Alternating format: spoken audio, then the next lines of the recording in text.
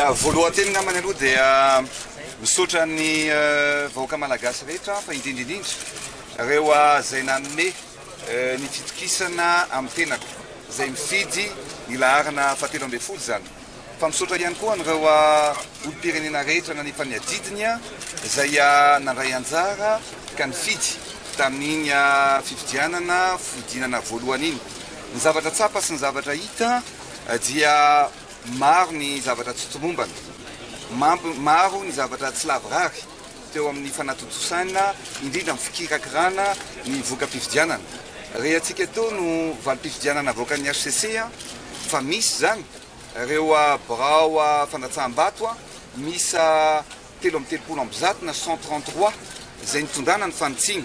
Rehefa nijerevan'izy ireo dia 133 sur 24 852 no afaka nijereny fitsarana avy ny momba lalam-panorenana mikasika ny vatomaty zany.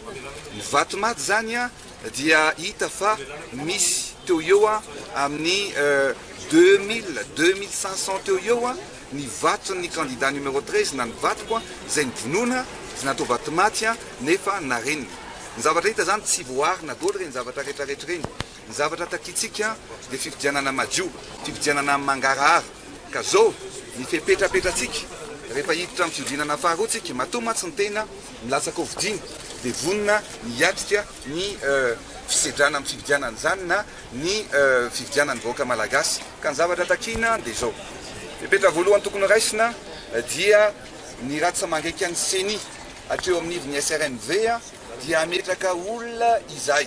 Ny olona apetrakay dia ijery anaraka akaika ny fikirakirana ny voka-pifidianana zay avoaka ny any amin'ny enivon'ny SRMB mandra-pahatonga ty amin'ny CENI. Ny tiana ilazaina zany dia mila apetraka mazava tsara ny fikirakiraina araka ny fiaromatika ny zavatra ikarakaraina ny voka-pifidianana.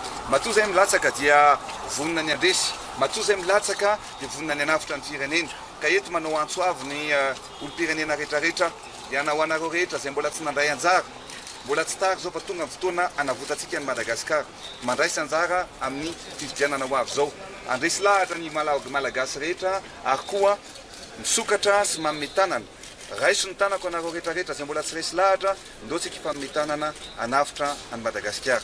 Hiatrika ny fiodinana faharoatsika ary ataotsika anao niezaka rehetra andresena lahatra anareo zay mbola misalasala, andresena lahatra indrindra ho anareo zay mbola tsy mifidy tongava mifidy fa fotoana anovantsika ny tantaran'ny firenena zao.